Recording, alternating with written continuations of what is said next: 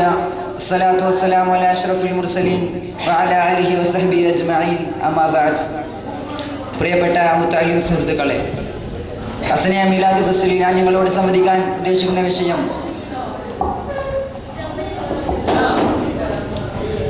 ഇസ്ലാം നേരിടുന്ന വെല്ലുവിളികൾ എന്നതാണ്. നമുക്കറിയാം, ലോകത്തിൻ്റെ വിവിധ ഭാഗങ്ങളിൽ വ്യത്യസ്ത മതവിഭാഗങ്ങളെ നമുക്ക് കാണാൻ സാധിക്കും. ജൂത, ക്രൈസ്തവ, ഹൈന്ദവ സുഹൃത്തുക്കൾ അവയിൽ ചിലത് മാത്രം. എന്നാൽ അള്ളാഹുവിൻ്റെ മതം ഇസ്ലാം അത് ലോകത്തിന് മാതൃകയായ മതമാണെന്ന് ലോകത്തിന് മുന്നിൽ തുറന്നു കാണിക്കുന്നൊരു സമൂഹം അത് ഈ ലോകത്ത് നാം മാത്രമാണ്. നമുക്കറിയാം, ലോകത്തെ ഉന്നത ദർശനങ്ങളായി പ്രചരിക്കപ്പെട്ട മാർക്സിസം, ഫ്രോയിഡിസം, ഡാർവിനിസം, ലിബറലിസം തുടങ്ങിയ ഒട്ടേറെ ഭൗതിക ദർശനങ്ങളെല്ലാം ഒടുക്കം ഭീകരതയുടെയും തീവ്രവാദത്തിൻ്റെയും ലിബറൽ പേക്കൂത്തുകളുടെയും സർവ്വധർമ്മങ്ങളുടെയും പ്രത്യയശാസ്ത്ര സ്രോതസ്സുകളുമായി തരം താഴുകയാണ് ഉണ്ടായത്. എന്നാൽ ഇസ്ലാം അങ്ങനെയല്ല. ഖേദകരമെന്ന് പറയട്ടെ, ഈ മഹിതമായ ആദർശത്തിൻ്റെ മൂർത്തിരൂപമായ ഇസ്ലാം ഇന്ന് ഒട്ടേറെ വെല്ലുവിളികൾ നേരിട്ടുകൊണ്ടിരിക്കുകയാണ്. നമുക്കറിയാം, ലോകം ഇന്ന് സഞ്ചരിച്ചു കൊണ്ടിരിക്കുന്ന 21-ാം നൂറ്റാണ്ട് ഇന്റർനെറ്റും ഇൻഫ്രാനെറ്റും വേൾഡ് വൈഡ് വെബ്സൈറ്റും മഹാവിസ്ഫോടനങ്ങൾ സൃഷ്ടിക്കുമ്പോൾ ഈ ലോകത്ത് ഇസ്ലാമിനെ ഏതെല്ലാം വിധേന തകർക്കാൻ ശ്രമിക്കുമെന്ന് ആലോചിച്ചുകൊണ്ട് ജൂത, ക്രൈസ്തവ പാതിരിമാർ നടത്തിക്കൊണ്ടിരിക്കുന്ന ഓരോ നീക്കങ്ങളുടെ ചലനങ്ങളാണെന്ന് ലോകത്ത് നാം കണ്ടുകൊണ്ടിരിക്കുന്നത്.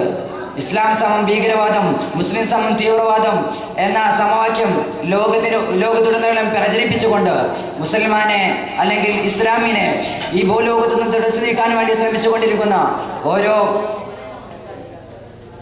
മുസ്ലിം എതിരാളികളുമെന്ന് ഇസ്ലാമിനെ എങ്ങനെ തകർക്കണമെന്ന് ആലോചിച്ചു കൊണ്ടിരിക്കുകയാണ്. സംവത്സരങ്ങൾക്കപ്പുറം ബ്രിട്ടീഷ് സാമ്രാജ്യത്തിൻ്റെ അധിപനായ, അന്ന് ബ്രിട്ടീഷ് സാമ്രാജ്യത്തിൻ്റെ പ്രധാനമന്ത്രിയായിരുന്ന ഡോക്ടർ ഗ്ലാഡ്സനോട് അദ്ദേഹത്തിൻ്റെ പാർലമെന്റിൽ വെച്ചൊരു ചോദ്യം വരികയുണ്ടായി. എന്തുകൊണ്ടാണ് ലോകത്തിൻ്റെ തന്നെ മുഴുവൻ സ്ഥലങ്ങളിലും ആധിപത്യം സ്ഥാപിക്കാൻ സാധിച്ചിട്ടും ഈജിപ്തിൽ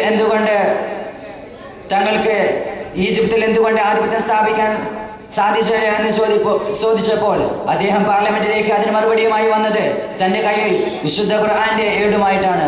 അദ്ദേഹം ലോകത്തോടൊന്ന് വിളിച്ചു പറഞ്ഞു, "So long as Egyptians who have got this book with them, we will be never able to enjoy quiet and peace in land." ലോകത്തെ ഉന്നത മഹിത ആശയമായ ഇസ്ലാമിൻ്റെ മൂർത്തി രൂപമായ ഖുർആൻ ഷരീഫ് അത് മാർഗദർശനമായി ഈജിപ്തിന് മാർഗദർശനമായി ലഭിച്ചിട്ടുള്ള കാലത്തോളം കാലം ഈജിപ്തിനെ എന്നല്ല ലോകത്ത് തന്നെ ഒരു സാമ്രാജ്യത്തെ സ്ഥാപിക്കാൻ സാധിക്കില്ല എന്ന് അദ്ദേഹം അന്ന് ലോകത്തോട് വിളിച്ചു പറഞ്ഞിരുന്നു. എങ്കിൽ എത്രമാത്രം ഇസ്ലാമിൻ്റെ മഹത്തായ ആദർശങ്ങളെ അവർ ഉൾക്കൊണ്ടിട്ടുണ്ടെങ്കിൽ നാം ഇന്ന് ഇസ്ലാമിനെ അപകീർത്തിപ്പെടുത്തിക്കൊണ്ട് അല്ലെങ്കിൽ ഇസ്ലാം എന്ന് പറയുന്ന ഒരു അപമാനം പേറിക്കൊണ്ടാണ് നാം ഇന്ന് ജീവിച്ചു കൊണ്ടിരിക്കുന്നത്.